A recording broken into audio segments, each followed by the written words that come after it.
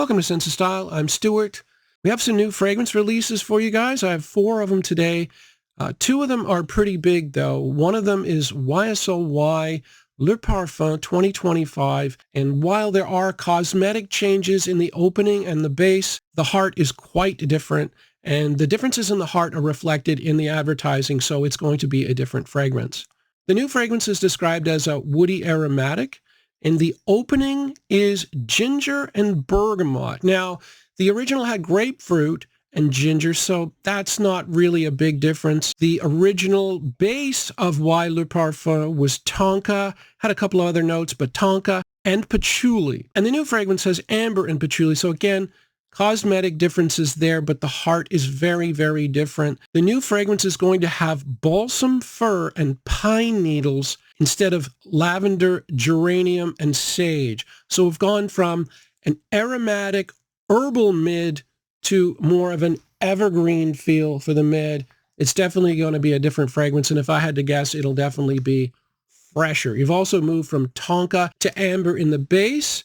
Now, there may be more notes to come, although there are quite a number that I have right now. But based on everything I can tell, I don't think it's going to be a sweeter fragrance, but probably fresher.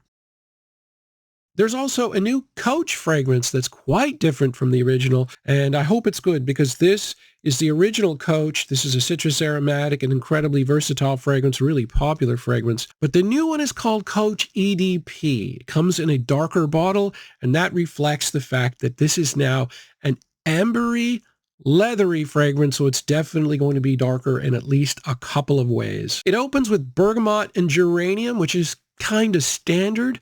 But the mid is very different. It has Saffiano leather. Now, Saffiano leather is a little bit different than the regular leather note.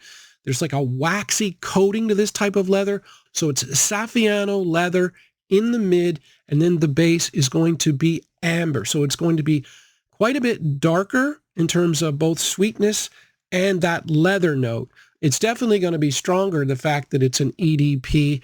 So yeah, quite different than the original Coach. The only other Coach at this point that was an EDP was the Platinum version. And, you know, as good as this fragrance is, it would be nice to have a little bit better performance. So good on Coach for doing that. The final fragrance is an interesting one, I think, for my older audience, people that like a lot of iris in their fragrances. This one is from the house of Loewe, which is a Spanish house. It's been around since the 70s. It's very, very popular in the Far East, especially in Japan. You don't see much of Loewe fragrances talked about on YouTube in North America or in Britain, but they're out there. And this one is a really good new release. It's Loewe Solo Elixir, and Solo was kind of an iconic fragrance, and now they've got an Elixir version. It has lavender, jasmine, and mandarin in the open, and there's a fair amount of lavender in this fragrance as well. A spicy, powdery mid with orris, cinnamon, and nutmeg, and this is a very powdery, iris-based fragrance. Orris is a pretty good note, and Loewe is a pretty decent, high-quality designer house, so the quality of the orris is probably going to be pretty good. The base is very resinous with benzoin, labdanum, and olibanum.